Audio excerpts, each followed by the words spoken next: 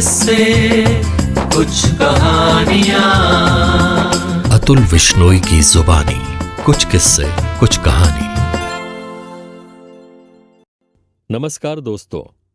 तो पिछली बार आपने सुना था हरिशंकर परसाई के निठल्ले की डायरी का पहला अध्याय। आज हम लेकर आए हैं दूसरा अध्याय, शिव शंकर का केस। तो आइए सुनते हैं। सुबह उठा तो कल का संकल्प याद आया।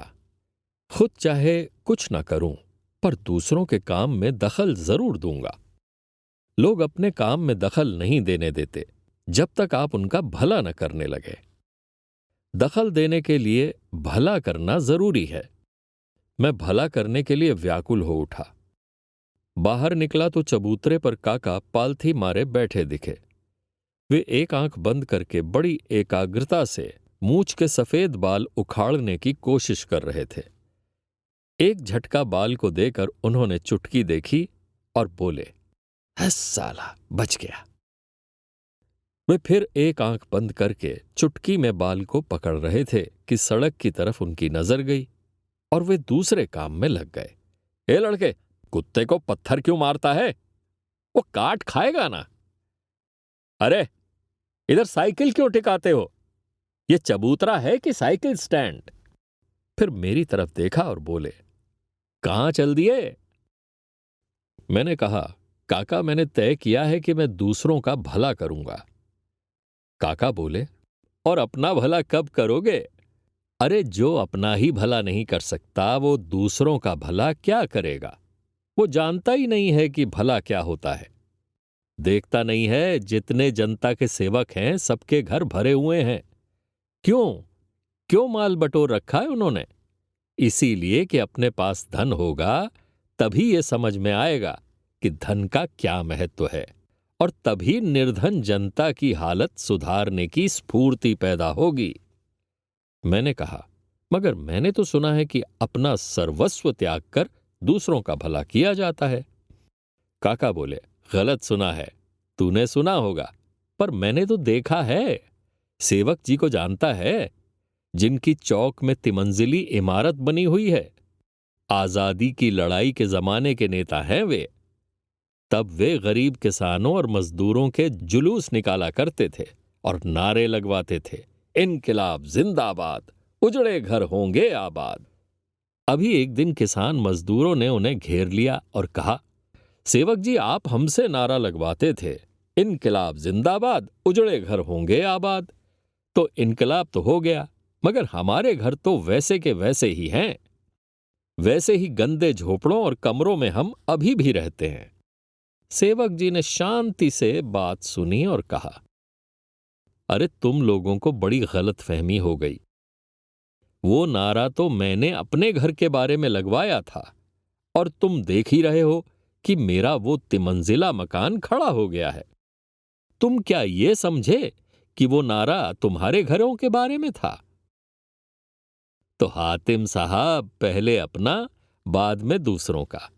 भगवान ने अपने लिए पहले गरुड़ का इंतजाम कर लिया, तब मनुष्य की सवारी के लिए घोड़ा बनाया। तब कहीं अभी हाल में 40 साल पहले आदमी को हवाई जहाज बनाने दिया। तुम शायद ये विश्वास करते हो कि कबीर महात्मा थे, त्यागी थे। वे खुद भूखे रह जाते थे पर दूसरों को खिला देते थे। तुम उन्हें समझे ही नहीं। वे इतने बुद्धू नहीं थे जितना तुम उन्हें समझते हो। उनका दोहा है, साईं इतना दीजिए जामे कुटुंब समाए, मैं भी भूखा ना रहूं साधु न भूखा जाए। जरा गौर करो, कितनी चालाकी से भरा दोहा है ये।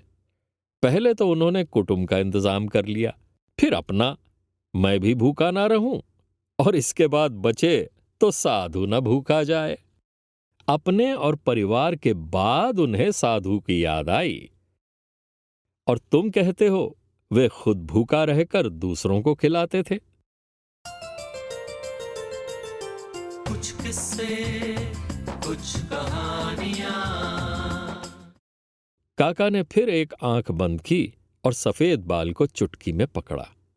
मैंने उनकी व्यस्तता का फायदा उठाया और खिसक लिया। सोचा इस मोहल्ले में सबसे असहाय वो मौसी है जो बूढ़ी है, बीमार है और अकेली है। उसका भला करना चाहिए। मैं मौसी के घर पहुंचा, पुकारा, मौसी। मौसी कड़कड़ाई, कौन है रे? मौसी ज्यों ज्यों बूढ़ी और बीमार होती गई है, त्यों त्यों निर्मम और कर्कश होती गई है। ममता भी शक्ति के साथ चलती है। निर्बल का क्या प्रेम, क्या ममता और क्या सहानुभूति। मैंने कहा, चल तुझे डॉक्टर के पास ले चलता हूं। उसने कहा, अरे अब क्या डॉक्टर के पास जाऊं, अब तो भगवान के पास ही जाऊंगी बेटा। मैंने कहा, मौसी क्या तू जीने से बिल्कुल ऊब गई?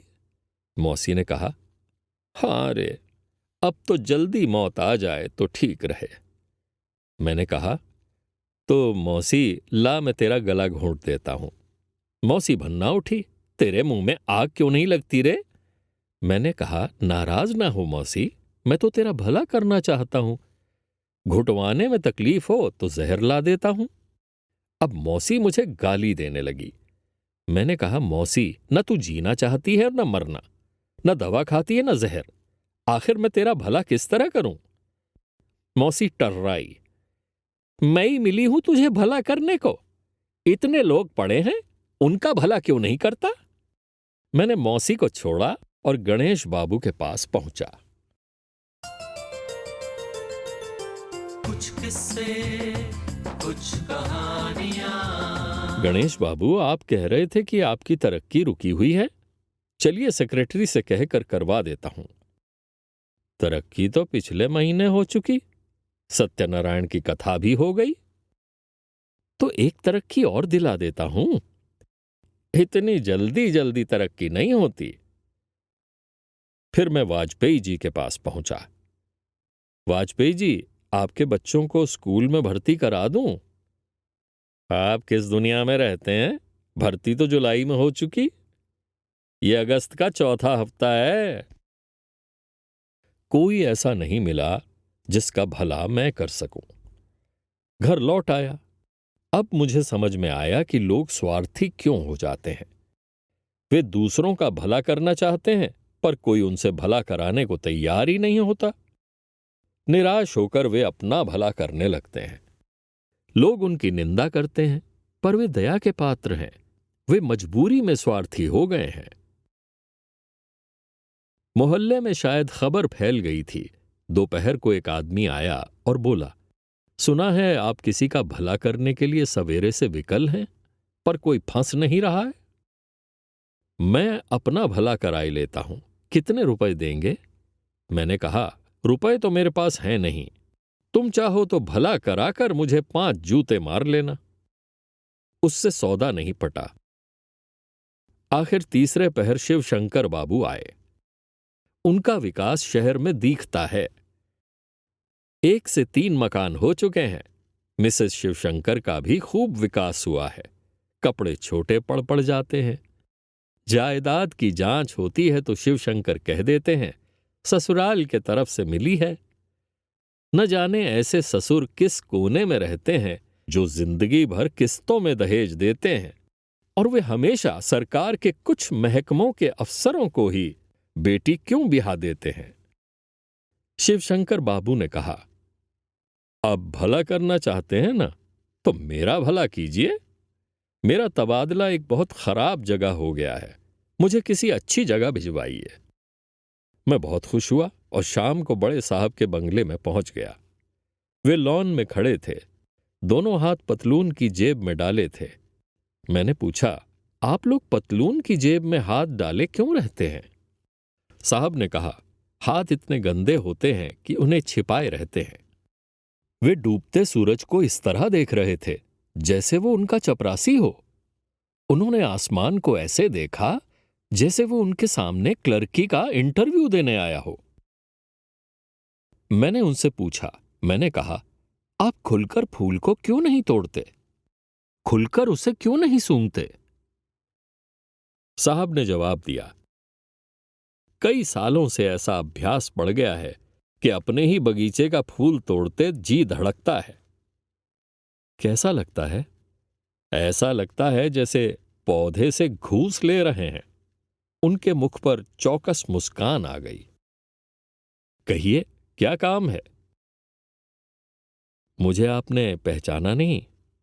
No, I don't remember. पिछले साल आपका एक स्कैंडल अखबार में छपने आया था, जिसे मैंने रुकवाया था। कैसा स्कैंडल? मुझे तो कुछ मालूम नहीं। पिछले साल मेरी गली के कुत्तों ने आपको देखकर भौंकना बंद कर दिया था। वे फोटो और चिट्ठियां अभी भी मेरे पास रखी हैं। अब उन्होंने मुझे एकदम पहचान लिया। फिर चेहरे पर मीठी मुस्कान आ गई। उपदेश: अगर चाहते हो कि कोई तुम्हें हमेशा याद रखे, तो उसके दिल में प्यार पैदा करने का झंझट ना उठाओ। उसका कोई स्कैंडल मुट्ठी में रखो, वो सपने में भी प्रेमिका के बाद तुम्हारा चेहरा देखेगा। उन्होंने हाथ मिलाया, मेरा नाम बताया, अपने पास कुर्सी पर बैठा लिया। चेहरे पर फिर मुस्कान, चौकस। 1/100 किलोमीटर का भी फर्क नहीं। चश्मे की तरह पहनी हुई। मैंने पूछा, ये किस दुकान पर मिलती है? क्या यही मुस्कान चश्मे की दुकान पर मिलती है कि जनरल स्टोर पर? ये तो हम लोगों को सरकार की तरफ से सप्लाई होती है। 10-12 तरह की होती है। पहली मुस्कान जो मैंने आपको दी थी, -1 नंबर की है। वो टालने के काम आती है। 2-4 मुझे भी मिल सकती हैं? हाँ, जितनी चाहिए स्टोर से निकलवा दूंगा। क्या दाम लेंगे? कुछ नहीं। मेरे हेड क्लर्क के बच्चे भी तो आखिर दफ्तर के फॉर्मों पर स्कूल का कच्चा काम करते हैं ना। फिर भी आपको मुस्कानों का हिसाब तो रखना पड़ता होगा। तो क्या हुआ, राइट ऑफ कर दूंगा, लिखा दूंगा। 6 मुस्कानें सड़ गईं। मुझे शिवशंकर के तबादले की बात करनी थी। एकदम से ये बात छेड़ देना ठीक नहीं। पहले कुछ यहां वहां की बातें करके फिर धीरे से शिवशंकर की बात भी कर लूंगा। मैंने कहा, ये जो समाजवादी विकास योजनाएं चल रही हैं, सार्वजनिक क्षेत्र में उद्योग चल रहे हैं, इनसे देश की हालत में कितना परिवर्तन हो रहा है। साहब बोले, देश में भारी परिवर्तन हो रहा है साहब। देखिए ना, कपूर फाइनेंस में चला गया, करेला का होम तबादला हो गया, शर्मा एजुकेशन में चला गया, रस्तौगी डिस्ट्रिक्ट में चला गया, वर्मा फिर एक्साइज में लौट आया। मैंने कहा, मेरा मतलब है देश की हालत में कुछ खास परिवर्तन हुए हों तो। साहब बोले, हाँ, खास ही बता रहा हूं। राय लीव पर चला गया, श्रीवास्तव की इंक्वायरी हो रही है। भगत अभी फॉरेस्ट में गया है, बंदोबस्त कर को स्पेशल ड्यूटी पर भेज दिया है। सेंगर डेवलपमेंट में चला गया, पीके ट्रांसपोर्ट में गया, रेवेन्यू में कश्यप फिर आ गया, शंकर जीएडी में चला गया। मैंने और निश्चित सवाल किया, इस बीच देश की हालत में कुछ सुधार हुआ है?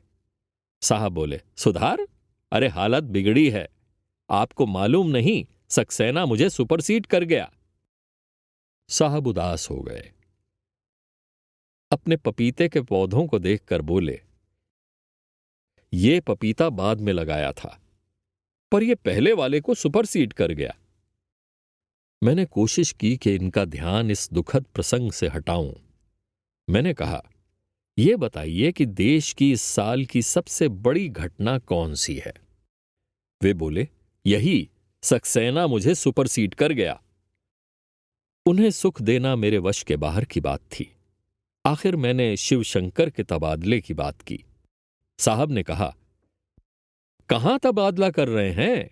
फलां जगह सीएम का भांजा है, फलां जगह ईएम का साला है।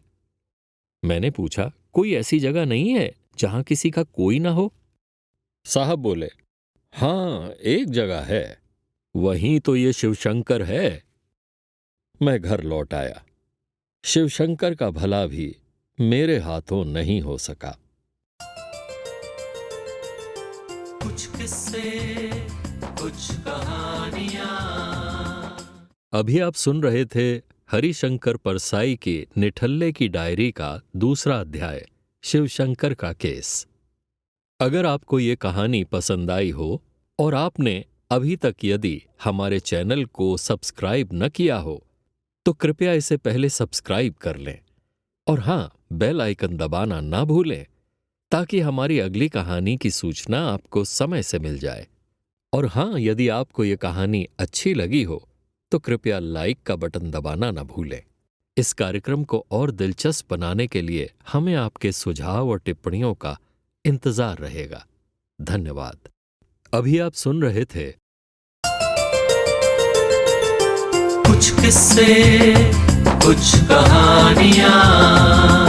अतुल विश्नोई की जुबानी। कुछ किस्से, कुछ कहानी।